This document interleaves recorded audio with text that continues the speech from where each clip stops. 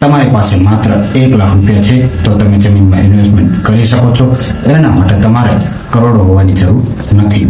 ઘણા લોકો માને છે કે જમીન ખરીદવા માટે 10 થી 20 લાખ રૂપિયાની જરૂર હોય છે, પરંતુ હકીકત તો એ છે કે ગુજરાતમાં ઘણા એવા વિસ્તાર છે જ્યાં માત્ર નાનીથી શરૂઆત થાય છે. 1 થી 2 લાખ રૂપિયામાં વીઘો મળી જાય છે. તો સૌ પ્રથમ તમારે શું કરવાનું છે? તમારા વિસ્તારની બહાર જ્યાં હાઈવે નવો બનવાનો હોય, નવી જીઆઈડીસી બનવાની હોય કે ઇન્ડસ્ટ્રીયલ ઝોન બનવાનો હોય કે પછી ત્યાં ભવિષ્યમાં કોઈ પણ ડેવલપમેન્ટ પ્રોજેક્ટ આવવાની શક્યતા હોય તેવો વિસ્તાર ગોતવાનો છે.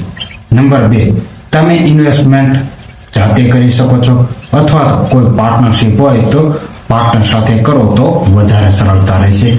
તો પાર્ટનરશિપમાં ઇન્વેસ્ટમેન્ટ કરી શકાય. નંબર 3, જમીનના તમામ કાયદાકીય દસ્તાવેજો ચેક કરી પછી જ તમારી રકમ સામેવાળાને આપો.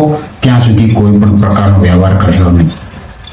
ગુજરાતમાં જમીનમાં રોકાણ કરવા માંગો છો તો કોમેન્ટમાં લખો લેન્ડ અને પેજને ફોલો કરી લેજો.